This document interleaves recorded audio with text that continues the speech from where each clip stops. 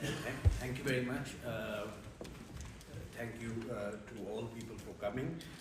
Special thanks to Mr. Richard Burgon for organizing this, and of course my heartiest congratulations to the UKPNP for holding a very important conference on this very important issue.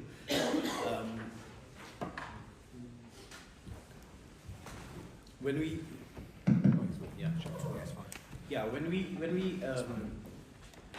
we ask the UN or the UK, and now we are sitting in the UK Parliament, I think there are limitations to what intervention can be done. But the greatest tool Western countries have is, of course, the economy, it's trade. And that is a path which countries in the West can use to pressurize other countries to follow the rule of law, follow international law. But in order to do that, the first thing countries in the West, especially the UK, should start to recognize is study the problem which is at hand. Whenever the issue of Jammu and Kashmir is taken up in the UK, there is a tendency to conflate India and Pakistan and talk about Jammu and Kashmir as if both India and Pakistan are standing on the same pedestal. It's very important to understand that while India has its fair share of mishandling and mismanaging Kashmir, in terms of legality, in terms of international law and rule of law, there is a difference between India vis-a-vis the state of Jammu and Kashmir and Pakistan vis-a-vis the state of Jammu and Kashmir. India came on an invitation to Jammu and Kashmir, and while Pakistan came to Jammu and Kashmir as an aggressor and as an occupier. Now, it is very unfortunate. Today is the 26th of November, and I think you all remember, because whenever the issue of Kashmir is talked about, everyone seems to know what is good for Kashmir, except for asking the Kashmiri people. And on this day,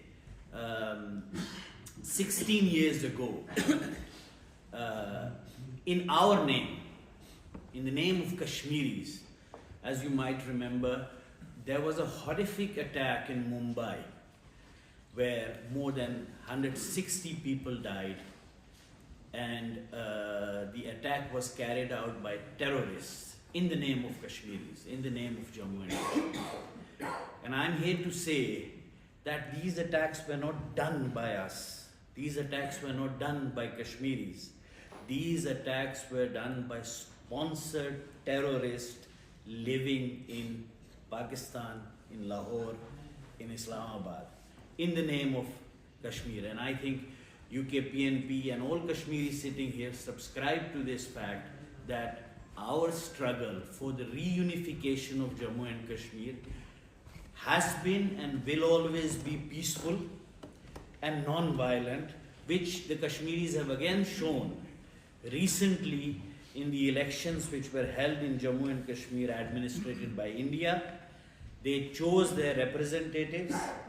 They have rejected the steps taken by the central government of India, which stripped Kashmir of its special status.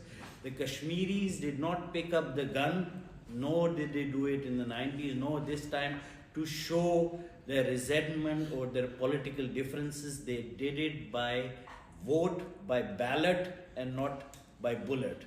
And the same, I think, what the UK could do here, for example, a small example which I would give, on the list of countries who receive donations from the UK, Pakistan is number 2.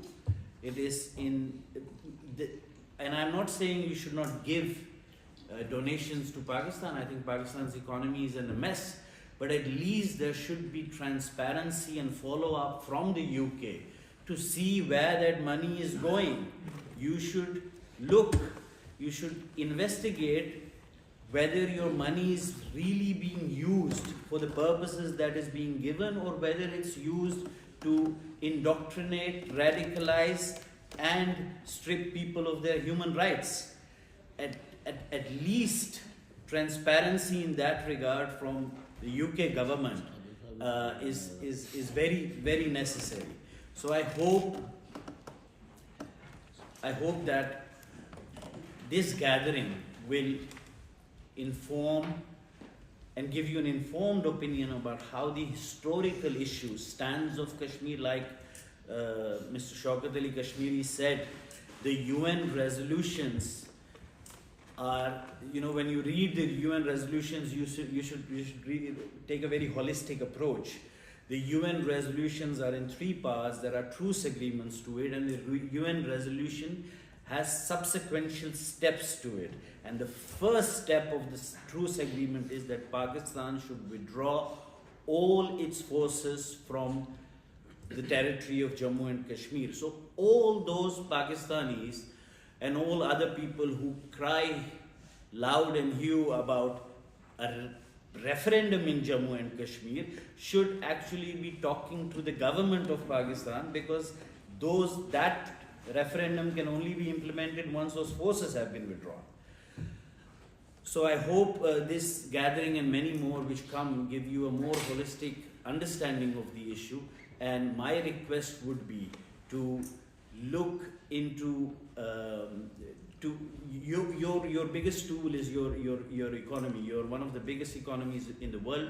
You're one of the biggest donators in the world to poor countries, to Asian countries, and that is where you can ensure through transparency whether those countries follow the rule of law, follow international law, and follow the respect for human rights. Thank you very much. Thank you very much.